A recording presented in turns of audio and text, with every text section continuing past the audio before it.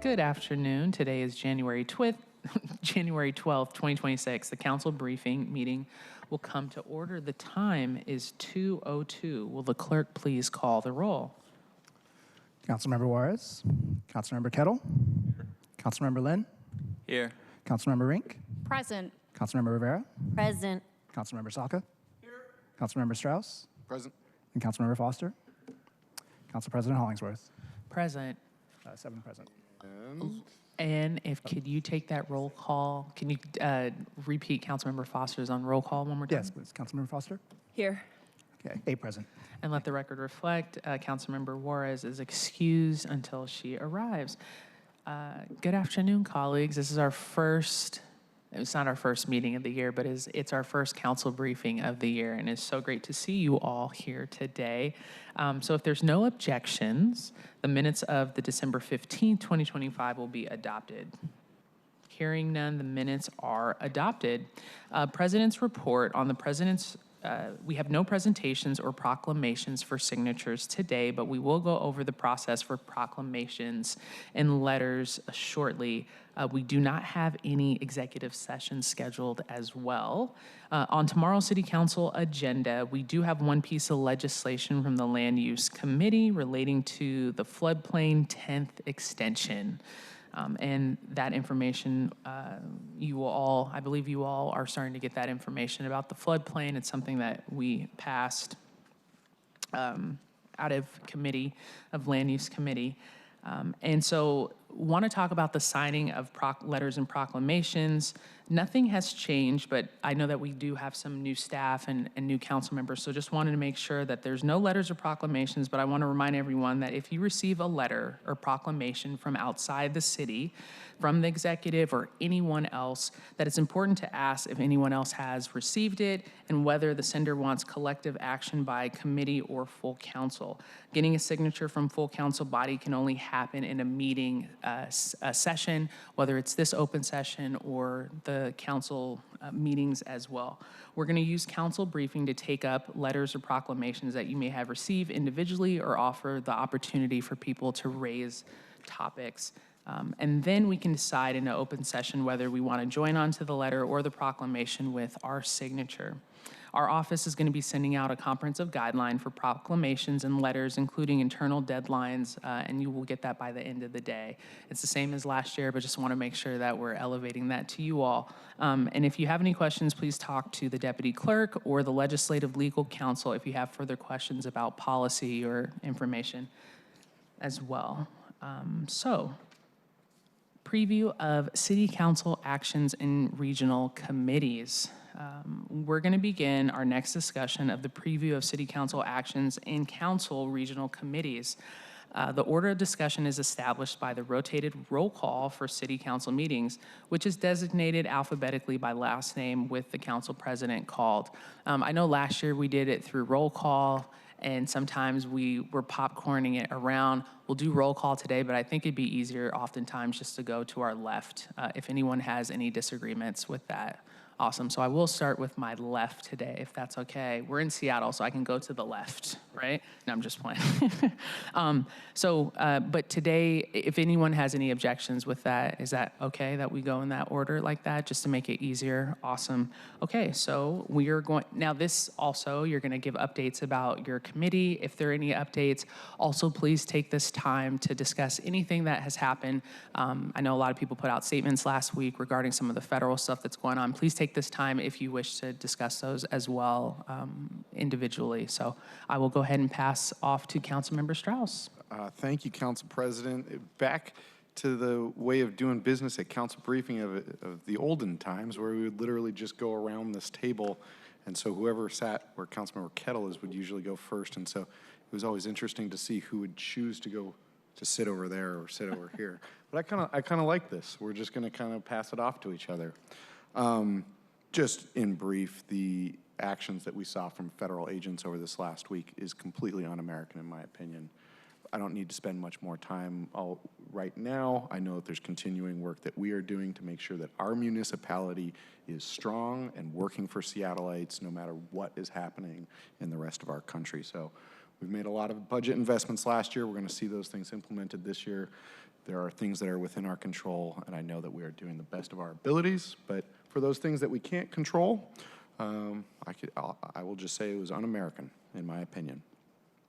Back to here. So the Finance, Native Communities, and Tribal Governments Committee we meet on the first and third Tuesdays at 9:30.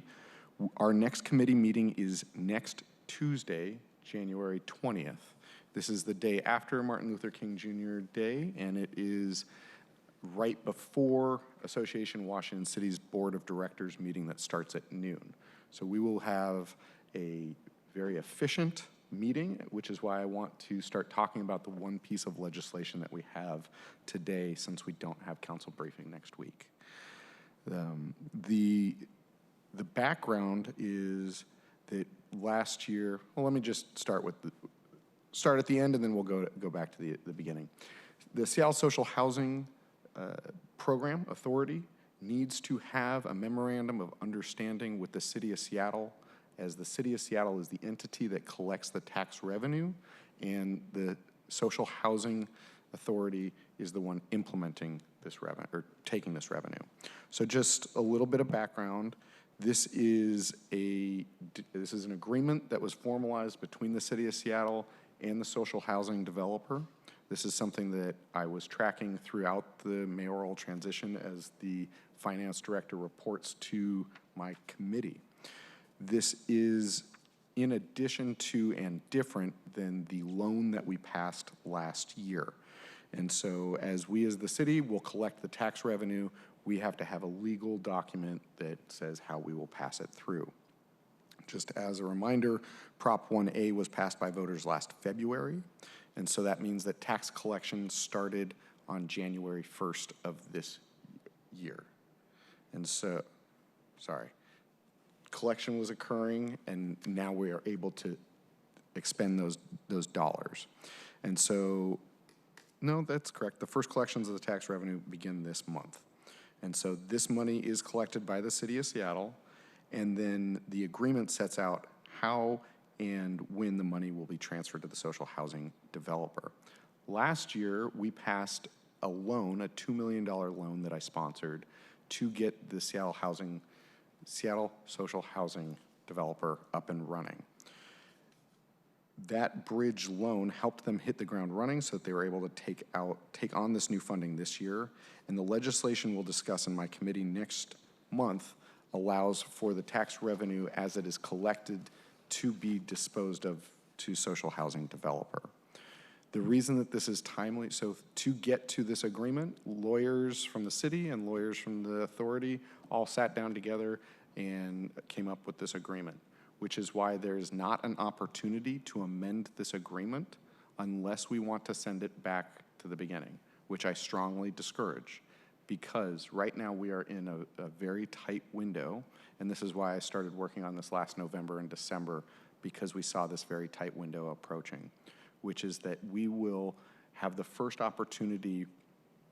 All of the receipts are collected by February 25th, and then are scheduled to start paying out from the tax revenue. So if we do not have this bill not only passed, but then actuated within 30 days, then we are late and can create a lot of unnecessary challenges. So that is why I am requesting that we are not taking amendments without speaking to the lawyers. And this is a rare opportunity where we will only have this bill in my committee once. Usually I have a briefing and then a vote, but because of the timeliness that we need to take action, we're just going to take a vote and send it to full council for the following week. There is time pressure, and those are those notes. So I'm going to pause right there and see if there's any questions on that before I go into my other stuff. Not seeing any other questions. Jennifer Lebrecq on Council Central staff is the one working on this, and please just let me know. My goal here is to get this thing done, and done quickly, to build the housing that we need. My committee does not have any legislation coming full council tomorrow. Speaking about my external committees, Sound Transit System Expansion Committee met last week, authorizing the Chief Executive Officer to modify the contract for the South Graham Street and South Boeing Access Road infill stations. We also added what we hope to be the last amount of money to get across Lake Washington with a public announcement that we're going to get across that lake in Q2 of next year. So I've heard May 30th as a safe date, and I'm hoping that it might be a little sooner.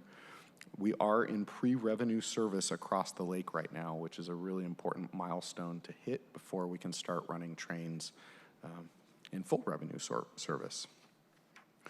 We also have the Pinehurst, the DJ D5 Deborah Juarez station opening in Q3 next year on 130th Street.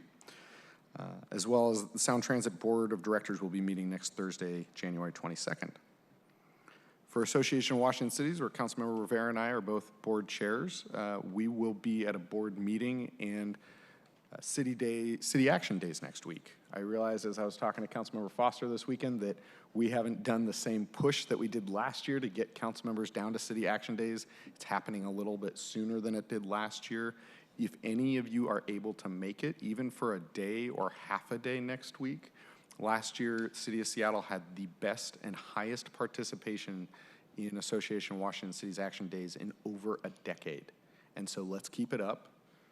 Come on down for half a day, quarter of a day, full day. It's a really great opportunity to get to meet other electeds in other cities because no matter how big or small our city is, we all share a lot of the same problems. As well as it's our opportunity to lobby our legislators and remind them that the City of Seattle is paying for services that are a state responsibility. With that, back to District 6. I usually try to keep this section really brief because I could talk about District 6 all darn day. On Saturday, I attended the Magnolia Community Center grand opening. This project has been a long time coming with planning starting in 2017, and the project took longer than expected, and functionally it was because halfway through the project, everyone made a good sound decision to replace the basketball floor. It was at that time the oldest basketball floor in our entire inventory, and if it had not been done at that time, it wouldn't have been done until the next building renovation in probably 20 plus years. And so it took longer, but I will tell you, go check it out. That's a great basketball floor. I also just want to acknowledge that Magnolia is a peninsula, and it has had 0 city buildings that are open to the public since the visitor center at Discovery Park flooded. And so this is now, we have a city building open as a third place in Magnolia. And while at the same time that visitor center in Discovery Park, the flood that took out the electrical system is more extensive than anticipated initially. And so that project is also going to take longer than expected. So glad to have the community center back open. As well, I will begin hosting my office hours again on a weekly basis this Wednesday, January 14th, as well as I'll be hosting a town hall later this month. And I'm excited to be back in the district with everyone on a real regular basis. Colleagues, that is my report. Any questions at this time? Seeing none, I'll pass it over to Councilmember Foster. Thank you, Councilmember Strauss. So I will start off to say happy to be here, and thank you, Chair Hollingsworth. My committee meeting for next week for Housing, Arts, and Civil Rights is canceled. However, our office will be working collaboratively with Councilmember Strauss on the interlocal agreement for social housing, and we look forward to doing so. I'm really excited to make sure that this important piece of legislation moves forward, and I appreciate you taking it up in your committee and working collaboratively with my office to get that done. I also will stay on the Councilmember Strauss train for a moment here and say I joined Councilmember Strauss this weekend at the Magnolia Community Center grand reopening, and what an absolute pleasure it was to see so many families with really young children there for the grand opening, getting out there, or the ribbon cutting rather, getting out there, scuffing up the floor. We got to see a girls' basketball game, practice. I don't know if it was a game or practice actually, but it was really fantastic. And our parks and our community centers play such an important role for families, and it was really clear and very on display there. So I want to send my appreciation to the staff at the Parks Department who worked on that, and really commend them for a job well done and for leading what so many people said was a very inclusive process. And also exciting is to see they've got lots of new windows on that building that's going to help make it a climate-safe space for people in the summer, and make that community center really enjoyable. So that was fantastic. On a more somber note, the other thing I did over the weekend was attend yesterday's vigil and rally in Cal Anderson with community members and leaders who were gathering in response to the ICE shooting and the several ICE shootings that took place over the last week. And I want to appreciate the folks who organized that and put that event on, and also say, as our office has continued to say, this kind of, as you said, it's an un-American activity, targeting our neighbors, removing people, and really creating an environment of fear, and really creating an environment that undermines public safety for our residents and continues to put so many people on edge, and prevent people from fully participating in civic life. Right? We've heard from folks who are not going to food banks or doctor's appointments or other kinds of critical care and community relationship that they have every right to be participating in. So I want to commend the council and commend Councilmember Rink for the statement of legislative intent that you put forward, and I'm sure you'll speak about that, for passing that. And I look forward to working with colleagues here on additional legislation to make sure that we are keeping people as safe as possible once we get the report back from SPD on that statement of legislative intent. And that's what I have for my update. Thank you. All right. Well, good afternoon, colleagues. And first off, let me take a moment to remark and comment and say I love seeing it. We are joined at the table, as Council President alluded to in her opening remarks, new composition, new year, new us. Well, so I want to extend my sincere congratulations again, but more importantly, welcome to our two newest colleagues, Council Members Foster and Lynn here. Really excited to have you at this table on an informal basis as we go through our regular council briefing business. So love seeing you and welcome. On the Transportation Committee front, colleagues, as we know, we now have a newly restructured, reconfigured set of committees, not just transportation, but our new transportation, the official formal name is, I think, Transportation Office of Waterfront and Seattle Center. That is the official name. We'll figure out some fun unofficial names for it down the road, but that is the official formal name. When I see these changes, I think, and what that means for our work in the committee, I think about a couple of things, but first and foremost, as we go through this, process, as we went through this process of reconfiguring, restructuring our committees, let me acknowledge our newest personnel changes. So I want to welcome Councilmember Rink as our new vice chair of the committee. And then also our two newest colleagues as members of the committee as well. Again, Council Members Foster and Lynn. When I think about the new committee, which now, in addition to SDOT, also includes our Office of the Waterfront and Seattle Center, and I think about how all those things kind of tie together and what kind of clear and consistent, coherent story those mean from a policy perspective in our day-to-day work, I think about a couple things.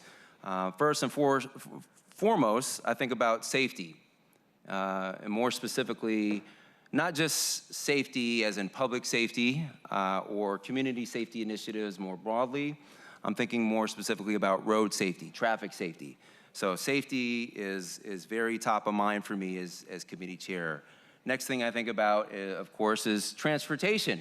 This is principally the newest iteration of our transportation committee.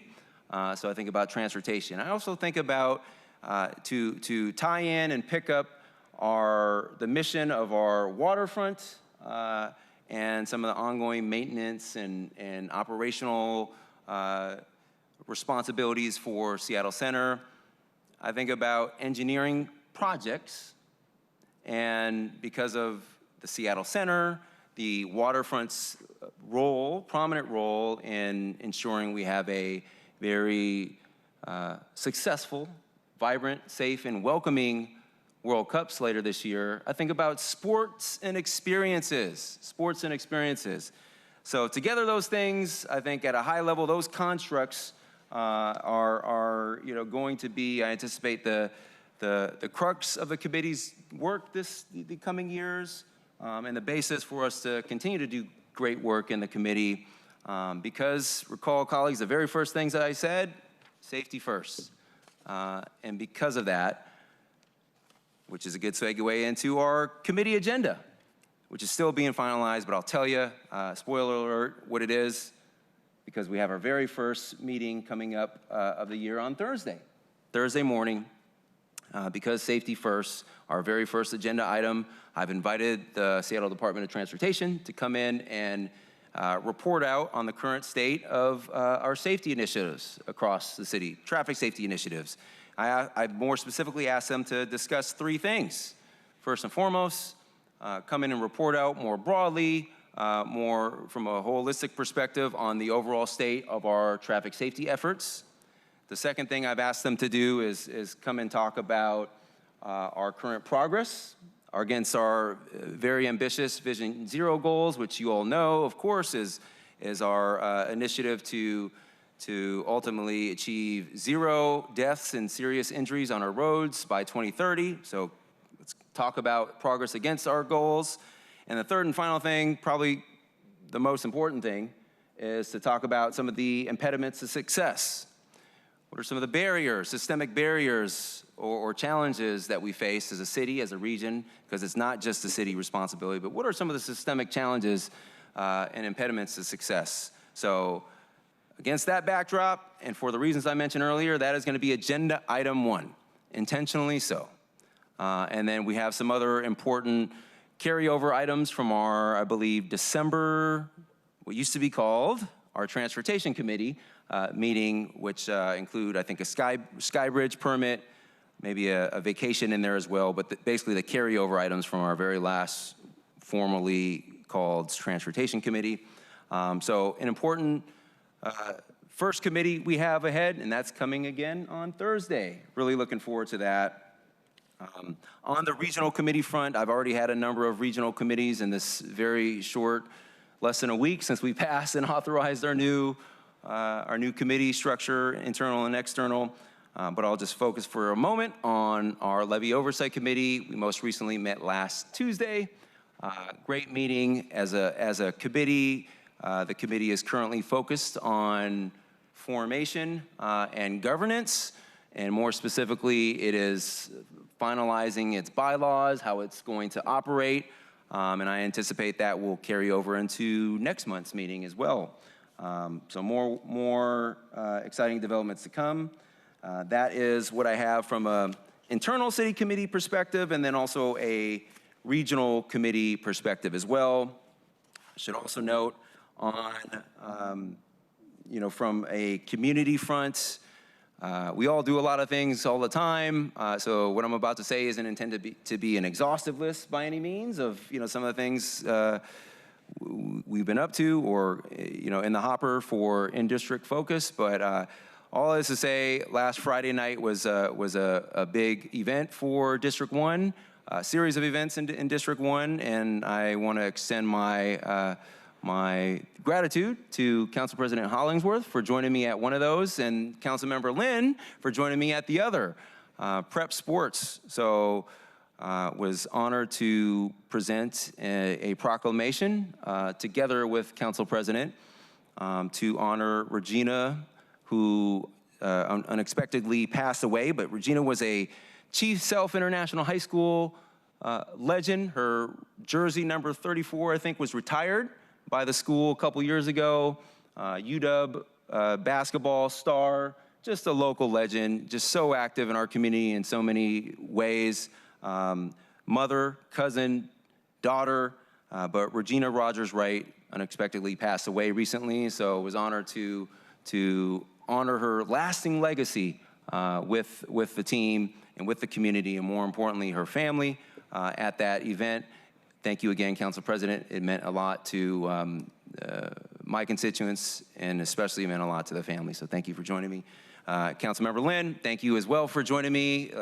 Later, we went to an event where we watched, and the district representatives for Rainier Beach High School and West Seattle High School came together to watch another high school event. It was a standing room only. I had a blast, my sons had a blast, community was everywhere. There was a lot of, the #1 ranked recruit in the country had like 20 points in reverse windmill dunks alone. But it was a fun celebration, and community coming together, and it was great to have council members coming together as well. And the final thing I'll say is, look, see my social media or newsletter. I don't want to, hijack this meeting, but what happened last week in Minneapolis and in Portland shortly after with shootings and killings and at least in the case of one of them, I think murder by ICE to community showing up to peacefully protest. It's outrageous. It shocks the conscience. And what we're seeing is historic. Make no mistake, it's unprecedented. I think I also think it happens to be unlawful and unconstitutional, but we are seeing a weaponization and a deployment of, and a militarization, including military deployments in our blue cities, in our communities across this country, and it's, as we know,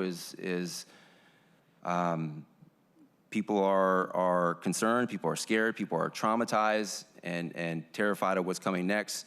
It is doing more to contravene and undermine public safety than anything that the federal government can do, and we need to do better. And that's all I'll say for now here, but in any event, just want to end on that somber note. And that is all I have. Thank you. Well, I'm going to start on the somber note because I know it's front of mind for so many of us at this table and so many in community right now. I would say I want to remark on the horrifying events of last week, but which ones? And who knows what will have happened by the time we get out of this meeting and I check my phone to see the news. I think that's the reality that we're facing right now. And we've talked about this as a body for months now, that the flurry of activity is part of the strategy to keep us dizzy and confused and paralyzed. And I think that is just a very much felt sentiment right now. And it's, again, not lost on me that within an hour of Councilmember Foster and I putting out our statement last week, we came to learn about the shooting that happened in Portland. And it's also not lost on me that every single one of us at this table stood in these chambers, and when we swore in, we swore to uphold the Constitution. So it's an affront to all of us, what we are seeing on the national level. And so I can't say I have the perfect words today to describe my dismay, my disgust, my anger about what's happening, but I do know that actions speak louder than words.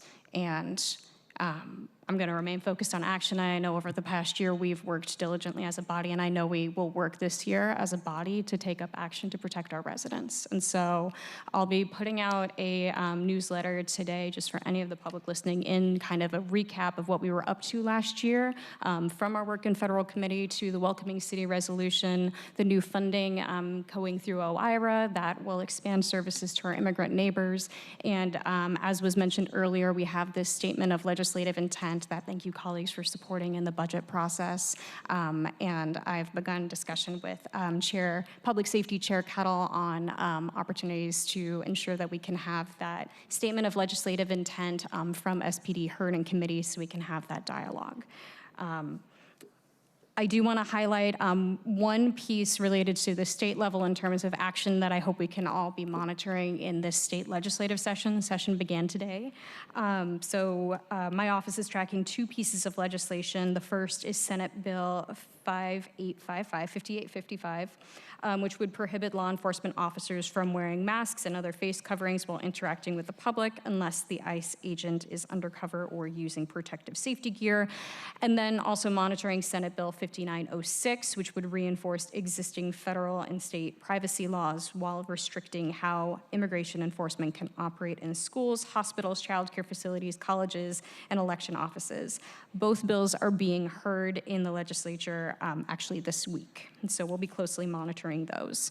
And I know as we have new colleagues on this council, we have a new city attorney, a new mayor. We're really looking forward to working alongside them and crafting solutions to deal with these tremendously unprecedented times.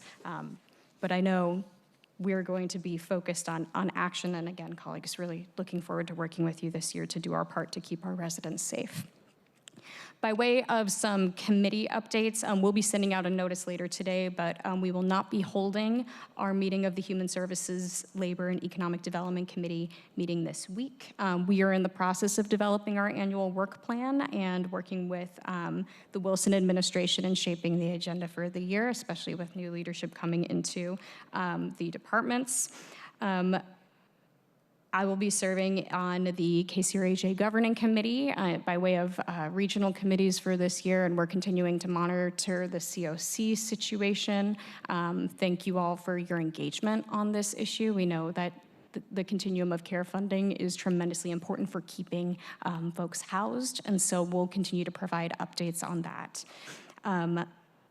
Lastly, I'll close with just a couple of community events. I attended the vigil at the waterfront. I know there were a number of community events over the past week. I attended the vigil at the waterfront that was focused really, we know there's a rallying cry around the killing of Renee Good, but there was also a recognition at that event and a broader vigil for all of the folks who have died in ICE custody or at the hands of DHS officers. And I think it's important to recognize that there have been a number of deaths and folks who have been unfortunately brutalized and harmed in custody throughout this federal regime.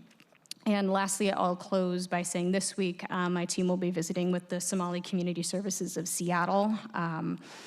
And we're really looking forward to that visit and standing in solidarity with our Somali neighbors, given the rhetoric that that community has been facing. So with that, that closes my updates. Oh, I need to do this so I don't get in trouble with my team. Council President, I would like to request excusal from the Monday, January 26th council briefing for the record.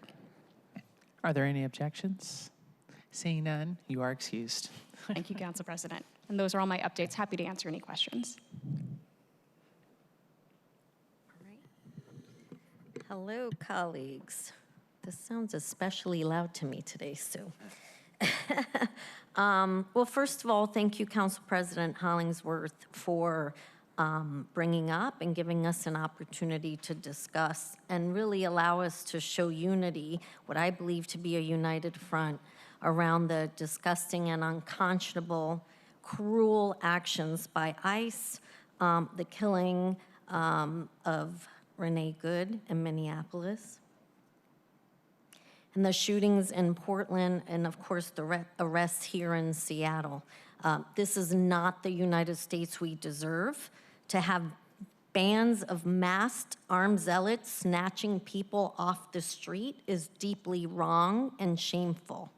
I, for one, want to really determine what is legally possible for Seattle and the state to prevent these actions and to keep all our residents safe from these barbaric practices. I believe also these actions to be unconstitutional and illegal, as our colleague Councilmember Saka brought up. I am reaching out to the mayor's office and also to the state Attorney General's office to see what next steps can be in terms of what are we going to do here. You know, I think we're all united in our outrage, to say the least.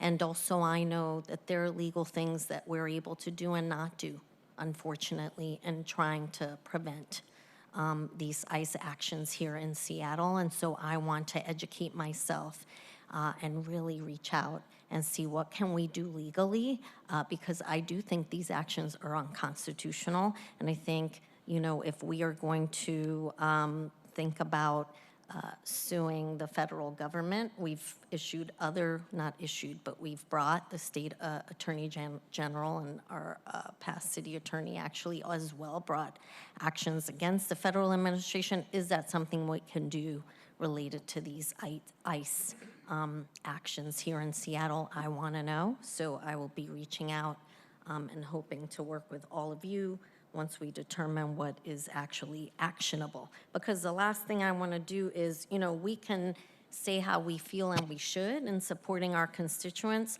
and we want to make sure we're really clear on what we're able to do, and not give our residents in Seattle, you know, just false hope on what we're able to do. We want to make sure that we actually bring forward something that we are able to act upon and really enforce, rather than just say we don't want ICE here, because we all know we don't want ICE here. But I want to know, is there a way that we can prevent ICE's current actions from coming here in Seattle and doing the same as they did in Minneapolis and in Portland, for instance. So anyway, more to come as I learn more. Also, want to give another heartfelt congratulations to our new council president, Hollingsworth, and a warm welcome to our new colleague, Councilmember Foster, and a re-welcome to Councilmember Rink.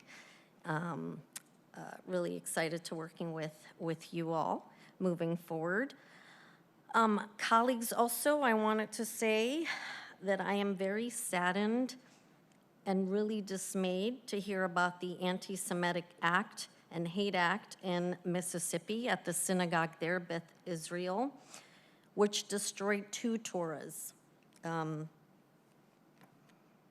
is a really big deal, to destroy a Torah, let alone 2.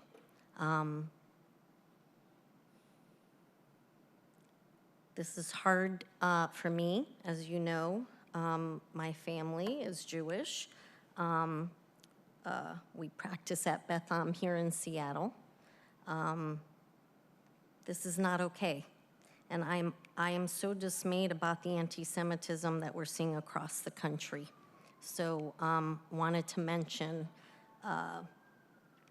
Beth Israel in Mississippi and holding them in my thoughts.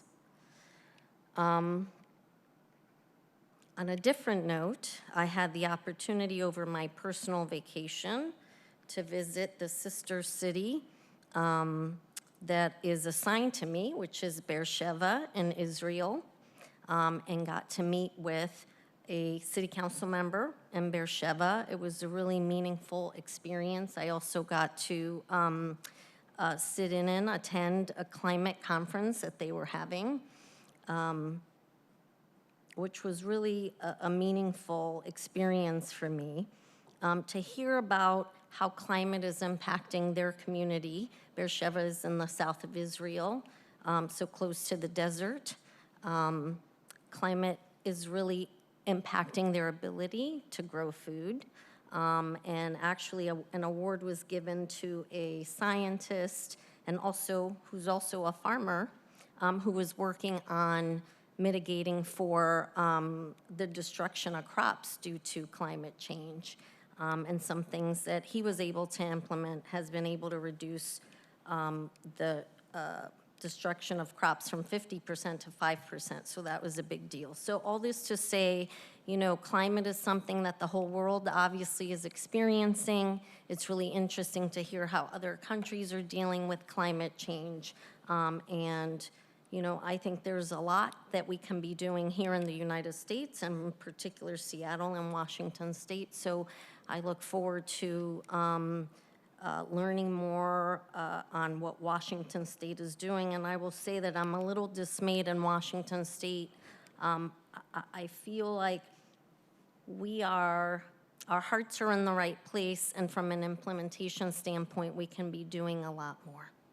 And I feel like when we talk about budget cuts, I feel like the climate efforts are the things that tend to go first.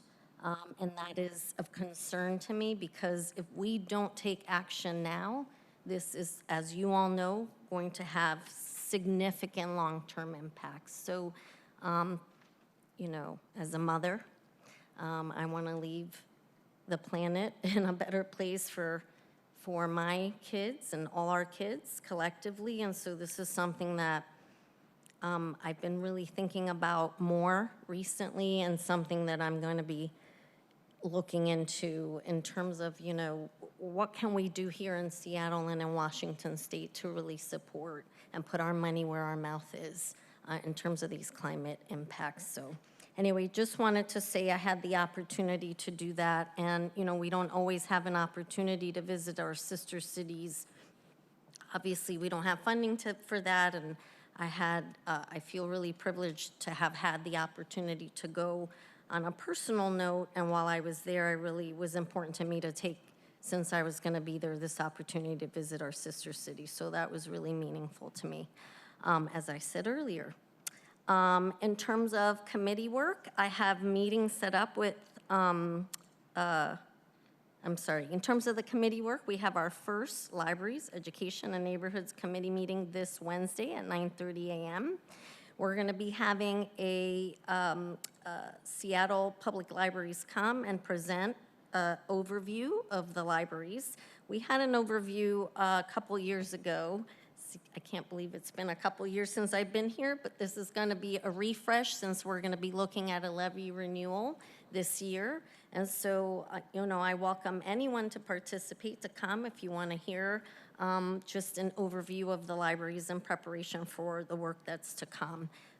Subsequent meetings, I'm going to make sure to have specific presentations about the actual levy and the programs that the levy funds, and digging into data and outcomes. As you all know, I'm very focused on in preparation for that levy renewal. So we'll start with the overview, which will be this Wednesday.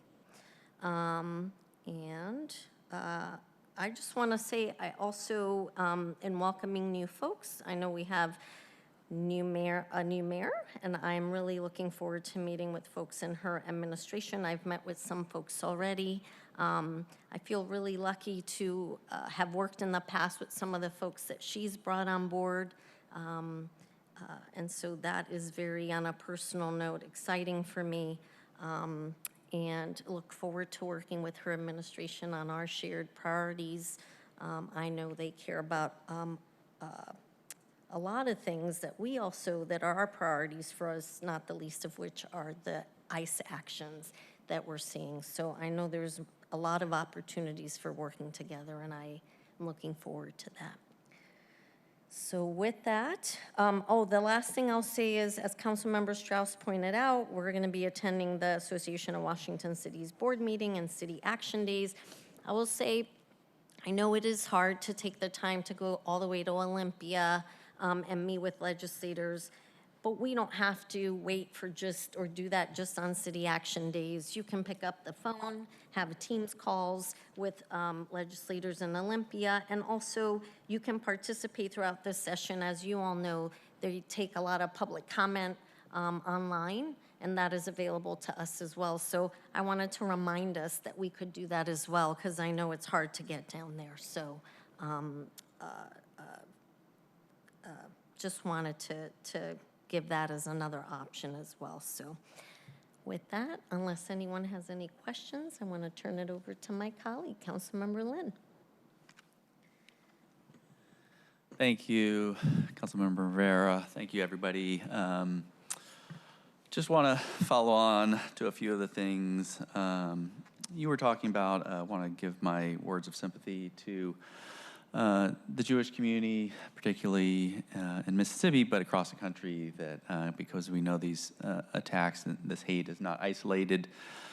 And I was reading about some of the history of that synagogue, and I think there had been attacks back in the 60s, same synagogue, and attacks in the rabbi's house because a rabbi was standing up against segregation, standing up for civil rights. And I think it's, we see this hatred and division. And I think it is, incumbent upon us to do everything we can. And yes, that includes actions and resources. It also includes words and us showing up in different communities, because words do matter. We see the power of the hateful rhetoric coming from the feds, and we have to do everything we can to push back against that with more positive messages, with welcoming messages. And I'm very thankful to be surrounded by colleagues who I know have the same values around supporting our diverse communities, our immigrant communities. So thank you all. I know we've said things in different ways, but I know that our values are the same around that. In terms of being out in community, I was meeting with educators on Friday night, and they were talking about the devastating impact. And there was a KUOW story about a family, South Seattle family, who, quote unquote, self-deported. And I'm not sure what better language to use, because I think that language is a little bit misleading. Because it implies some sort of voluntariness to it, and it's not really voluntary because it's under coercion. It is people are having to choose between their safety, their family's safety, we know that at the detention center people are not getting basic health care. And so they're having to choose between, their health and standing up for their rights, and that's not really a choice. But it wasn't just that family. There are many public school families that are being impacted by this. Kids are, afraid to go to school. Kids are facing harassment at school, and there's certainly a call from educators to get more support and better guidance from the district. And I believe we have a role to play there as well to collaborate with the district to support our families and our educators. Similarly, attended a Beacon Hill Community Council meeting, and again, there's a lot of topics, but certainly ICE was front of mind. There was a long-term community member who ran a food truck on Beacon Hill for over a decade and was deeply loved, and was picked up by ICE and is struggling to get the support that he needs. I was very heartened to see on Sunday community members in Columbia City standing with signs, and I do think it sends a message to our immigrant communities that we stand with them, and I think that's important for them to feel that support. And we've heard calls. I heard calls from a couple weeks ago at a meeting with Somali community leaders that they wanted to see us out in community. They wanted us to be outspoken supporting them. So I just want to reiterate that, and certainly would love to collaborate with any and each and every one of you, whether it's in District 2 or anywhere in the city, to be out there supporting our immigrant and other neighbors who are protesting in defense of our community. In terms of committees, we will have a land use committee next week. There will likely be the SEPA exemption legislation that's gone to committee before, but that will be likely coming back on the regularly scheduled Wednesday. Have not attended any regional committees yet, but look forward to reporting about those next time. And thank you for the invite over to West Seattle for the basketball game. I do think it's it's important to be out in community in these positive ways as well. I do think sports, and I've heard you speak about this a lot, about the power of sports to bring our community together, to cross cultural barriers, and so love to be out there to see the excitement, to see the community to come together in a safe, positive environment, and so anything we can do to foster more of those, including things like late night basketball for our park in our park centers and so on. So thank you, and that's all I have for today.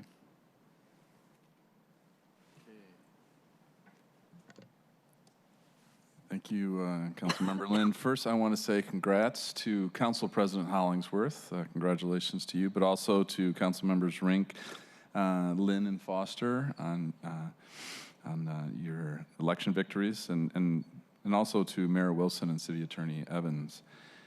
But even more important, I want to wish congratulations. No, I want to welcome Councilmember Rivera and Lynn to the Public Safety Committee. Which will be kicking off this term of the council tomorrow. We are the second and fourth Tuesday of the month, and we're going to start off with a Burke Consulting report on the emergency management, and it's a very important topic, and I think it's a good one to start off with. I've engaged with the mayor's office, with the director of operations. It's a little bit of a two-step process with the report, and then later.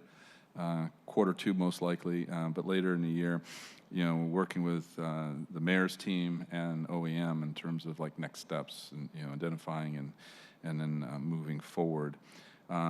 Also, we have a update to the strategic framework plan for Safer Seattle, which I have in my hands.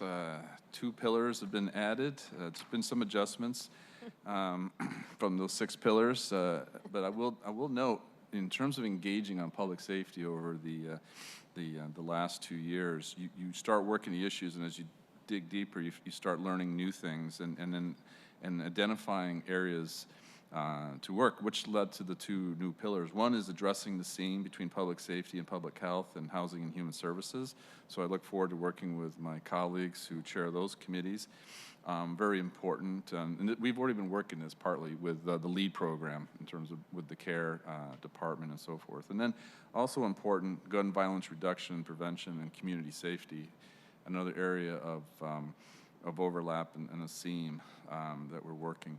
And then also working up generally the plan for this year for the committee. Already started with Councilmember Juarez. We're going to have in the next meeting, King County Prosecuting Attorney Lisa Mannion join us related to sex trafficking and those pieces. So working with Councilmember Juarez on that, very important topic. And also, and because I did put this out on social media, on Instagram and Facebook and elsewhere. Thank you, Council President. She liked and shared. The public drug use and possession. We're going to tackle that topic along with alternative response. And when I say alternative response, by the way, I know CARE gets the attention, and we do a lot, but I think it's important to say alternative response because there are those elements within SPD, but also those elements within fire. And I think we need to keep the big picture, particularly because as they relate to each other. And there's specific areas of where this happens. So the committee is going to address that, plus other in the quarter one, plus other things like community safety.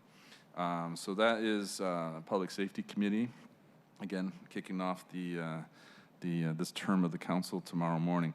For me personally, in terms of meetings and with outside groups and others, met today with Youth Care. Now led by Marty Hartman and then Karen Walters. That was a really good meeting. And also separately, a separate meeting, Pacific Environment, related to basically our maritime environment and the environmental issues that reside within. Councilmember Rivera, I'll have a call with our new superintendent of schools on tomorrow, very important. And then on Wednesday, Seattle Municipal Court Presiding Judge Crawford Willis.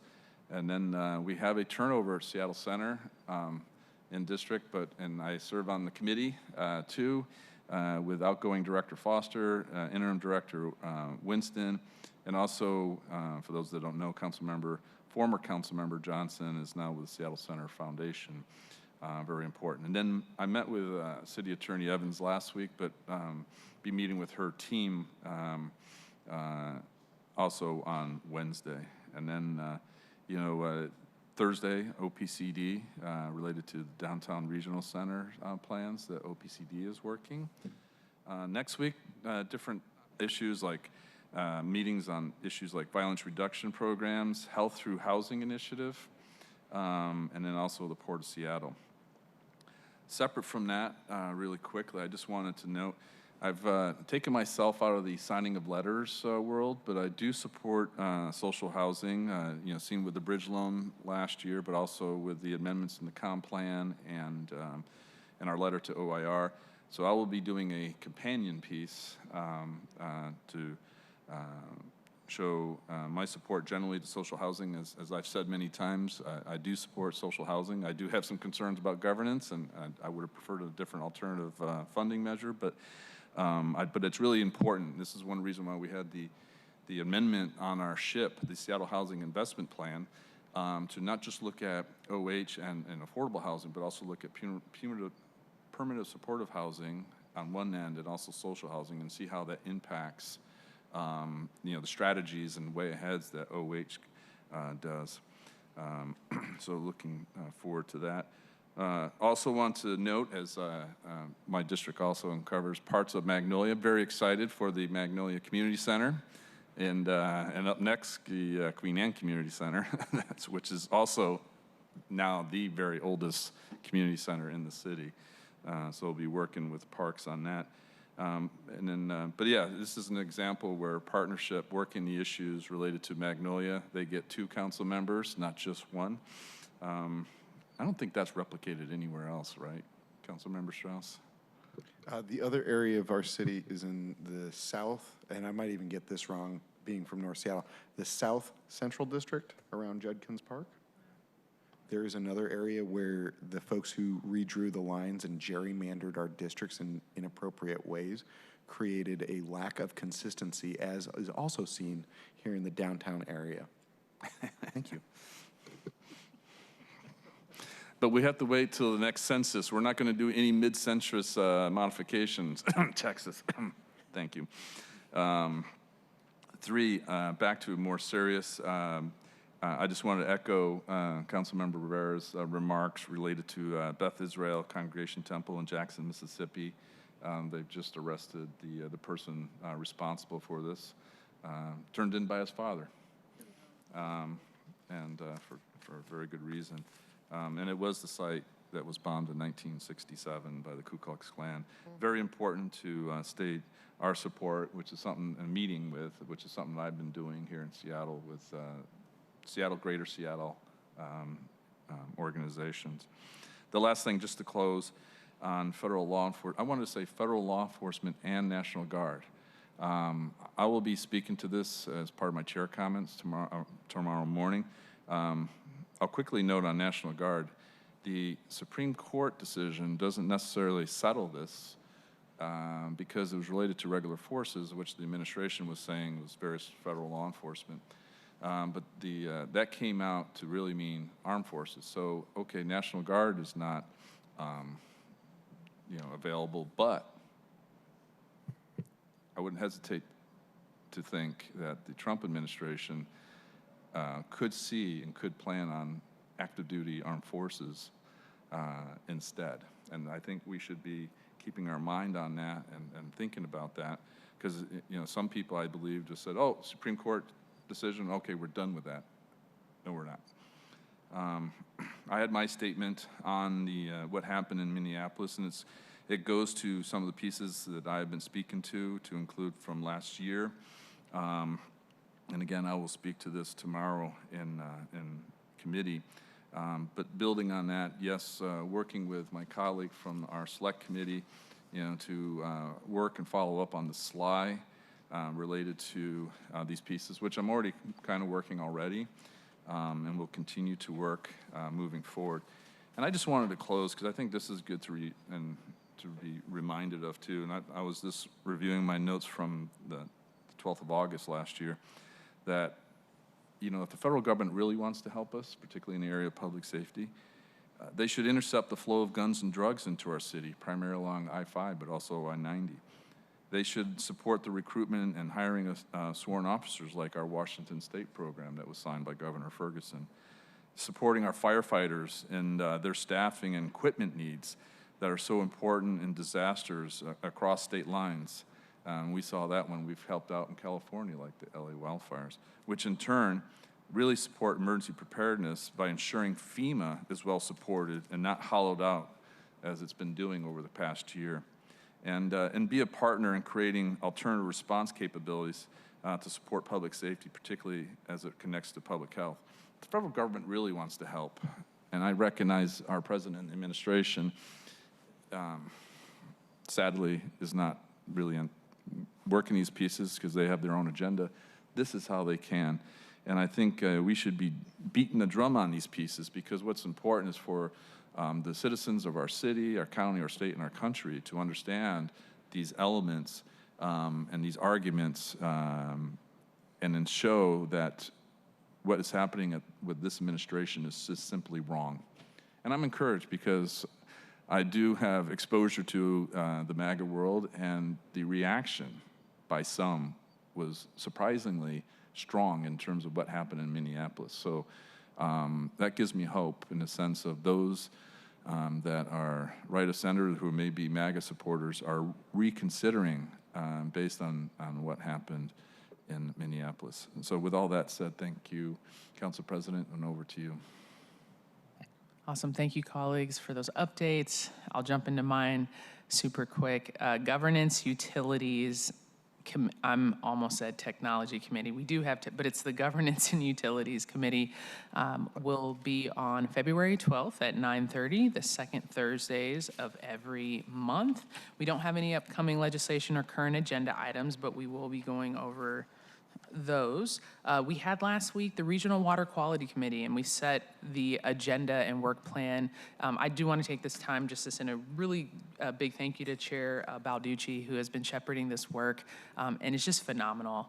And with the way she runs the meetings, makes it palatable. It can be super wonky talking about water. I did not know that, water quality.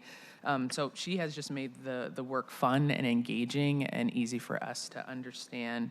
The other thing in the community, and want to just send my sincerest gratitude to Councilmember Saka, that was really meaningful on Friday for Regina. We call her Gigi, Regina Rogers, and she died at the age of 35 of a heart attack, and had a young son, a phenomenal basketball player. I had the opportunity to host her when she came to Arizona to try to get her to come to U of A. She did not choose us. She went to UCLA and then transferred over to University of Washington, but it just meant a lot to her family and her friends, and she was a really towering spirit and just full of life. So thank you for that invite, and to join you was a true honor. The second thing I wanted to highlight just really quick, thank you, colleagues, for all of your statements. I agree 1,000%. I did not put out a statement last week. There was a lot, there was everything that you all said, I would have said. And so retweeted it, reposted it, really elevated it on those platforms, and just really appreciate the intentionality behind the comments that were made by you all and all the emotions. They were very different, but we all spoke the same as a council. And I just wanted to also say and just humanize this moment that we all saw the unfortunate shooting of Renee Nicole Good. She was a mother of 3, and she had a 6-year-old kid who lost their dad 2 years ago and now is an orphan. And that was the one thing that really stuck out to me. But also, how heartbreaking this is, and I know that there's an investigation, and I'm hoping that this investigation will determine and seek justice for her life. This is life beyond the statements. Now I want to see the follow-up in the investigation and what happens next after that.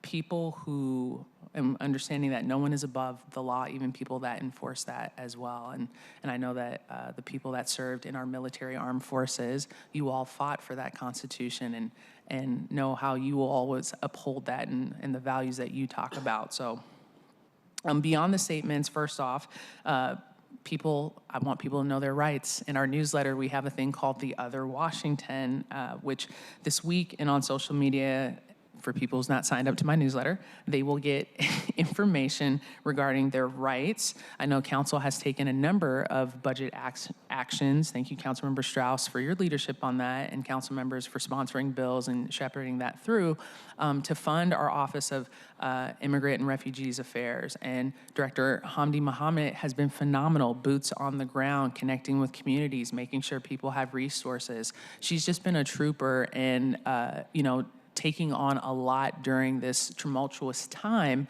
as we are navigating these waters. And just wanted to give her a shout out and just deep appreciation for the work that she does for this office. And I think that shows a lot that we're one of a few cities, I think it's like 20, don't quote me on that, that have an office of immigrant and refugee affairs, that has that resources where people can go to.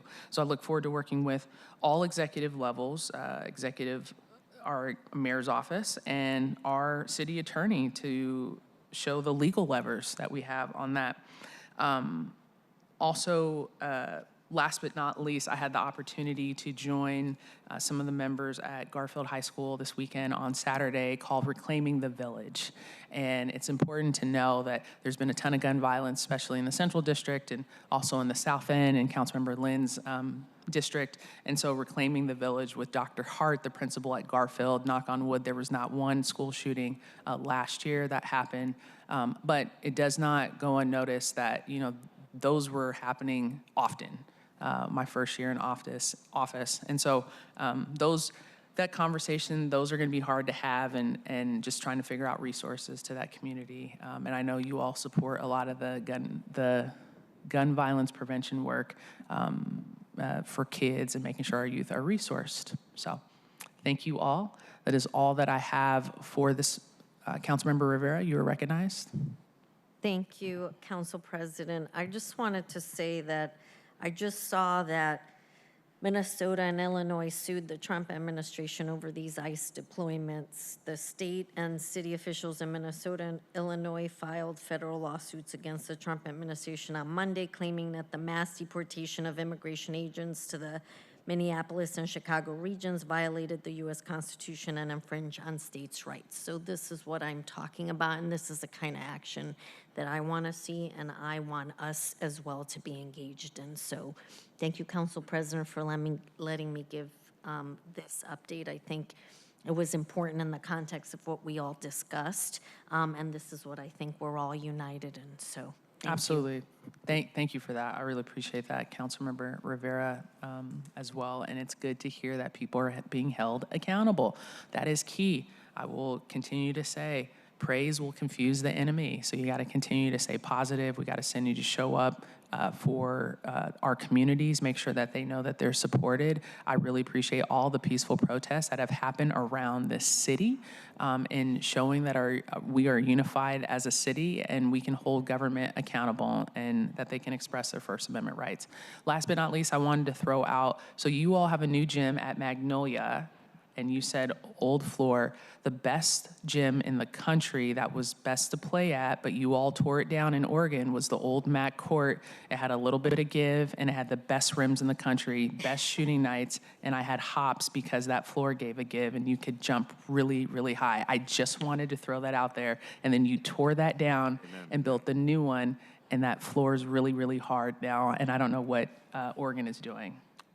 Council President, I couldn't agree more. I had the benefit of being waitlisted by the University of Washington, so I went to a more supreme school to the south of us. And, our family is divided. Our family is divided in our house, but what you've just spoken to, Council President Hollingsworth, was the old basketball stadium at University of Oregon. Simply the best. It was a place of many. I think Ralph Nader gave one of his first speeches there, but they don't make courts like that. And I will tell you, I was on the volunteer cleanup crew that went through that first night at the larger stadium, and I will tell you, no one ordered more volunteers. So the same number of volunteers that cleaned up that old stadium cleaned up the new one, and it took us 4 times as long. Wow. Well, thank you for that. I just wanted to highlight, you talked about old gym floors. Yeah, and Councilmember Saka. Thank you, Madam Council President. I just want to quickly acknowledge and express my gratitude to Councilmember Rivera for bringing up the Beth Israel site in Jackson, Mississippi. Look, truth is, there's so much going on right now in our own city, obviously the country, and you know, we are all, I think, laser focused on addressing the city's problems, but we don't operate within a vacuum, and all things that go on elsewhere impact what we do here and our problem-solving approach here in the city of Seattle. So, all this to say, I really do appreciate you bringing that, raising that issue, and importantly, sharing your personal perspective and experiences as a directly impacted person. And I stand with you and our broader Jewish community, and you know, willing to continue to partner in any way I can to be supportive. And I know it's personal to you, but also I think you represent Wedgwood as well, right? And when I lived in Wedgwood during undergrad at the University of Washington, I learned at the time that it was Seattle's single largest Jewish community. I don't know if that's still the case, but all that is to say is I know it's an issue not only for you personally, but because of the communities that you represent. We all represent people who practice the Jewish faith. And I know right now our Muslim neighbors and you know, our neighbors from Africa, especially East Africa right now, are you know, bearing the brunt of the federal government's actions, but that doesn't mean, you know, other communities, including our Jewish community, aren't suffering as well. So thank you for raising that. On a lighter note, I wanted to acknowledge and say welcome to Councilmembers Lynn and Foster, only because this is the first time I think you've joined us at this table, and you are brand new here. That doesn't mean I also don't, and also welcome our new mayor and our new city attorney, and you're welcome back, of course, Councilmember Rink. I am very, very, very, very delighted to say and see, and I'm remiss now, that the head of the table, Council President Hollingsworth, your very first council briefing, I'll say as a resident of the city of Seattle, someone who happens to be Black, I am very personally proud to see you here, our first Black woman in this role, first queer person in this role. You are a history maker and a change maker, and we recognize some of the new different composition, but want to recognize you and what this means, not only for you, but our city as well. So looking forward to continuing to work together. I'll shut up. Thank you. Thank you, Counselor. I don't think I'm the first queer, but I'm just the first Black female. Oh, I can't yeah. take, you know, for the gays. But thank you. I will say this really quickly. Thank you for bringing that up. And Councilmember Rivera, what happens in other cities impacts Seattle. When a Jewish community is targeted, the first thing I hear is from Temple to Hirsch and Rabbi Wiener sending me a message, or our Somali community that happens in Minnesota impacts us here as well, or ICE agents in certain areas, it impacts us here as well. So people always ask, well, what does this have to do with Seattle? It has a lot to do with Seattle because people are impacted here as well. So thank you for bringing that up and highlighting that. And if there's no further, yes.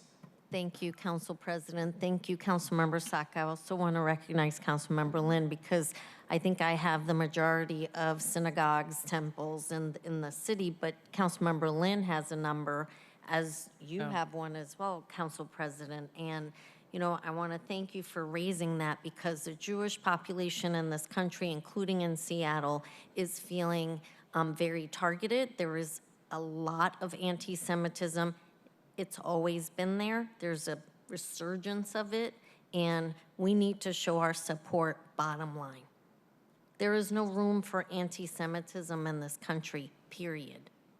And we all suffer that. Yes, my family's Jewish. My children suffer that. I will tell you they suffer that as Jewish Americans, but we all suffer that as a community. So we do need to recognize, I appreciate you recognizing that. I will tell you that Jewish folks in this city are feeling targeted, as are Jewish folks across the country, with reason, because of these things that are happening, such as the arson in Mississippi. Totally. So that's not okay. And we need to talk about these things, and we need to show support for Jewish community in our city, including all our immigrant communities as well here in the city. So thank you for colleagues for acknowledging. Thank you, Councilmember Rivera. Are there any other agenda items? Councilmember Rank? I simply wanted to chime in on this point. Colleagues, I just heard the news before I came out here about what happened in Jackson, Mississippi, and I found myself completely stunned. I know some of you know, but perhaps not all of you, that I'm Jewish, proudly so. My grandma was the first woman in her temple to read from the Torah. We're very proud of that. It was a big part of my upbringing, and it means a lot to me personally to hear the support from you all for the Jewish community. And I know it'll mean a lot to our residents, but I am finding myself in feeling particularly stunned by this news. I'm glad that some updates have come about this particular case, but now is a really important time for us to use our voices and signal that we are going to be a welcoming city and inclusive city and stand against this. So thank you, Councilmember Rivera, thank you, Councilmember Lynn, and everyone who shared your remarks in support of the Jewish community. Awesome. Councilmember Strauss. Thank you. I've sat on council during pretty tough times, at which point council members would go around the room and all say the same thing. And so oftentimes you will find me not speaking, even though I am feeling and working and acting. So as somebody that was born and raised Jewish in the city of Seattle, I just want to thank you all for your words. Anti-Semitism, Islamophobia anywhere in our city and in our nation and in our world is simply unacceptable. And just the history, Councilmember Kettle, that you shared with this particular place, it's still happening, and it's not acceptable. Thank you. Thank you, Councilmember Strauss. Are there any other comments for today? Awesome. Well, thank you. Well, this meeting, it's 3:18, and this meeting is adjourned. Thank you so much.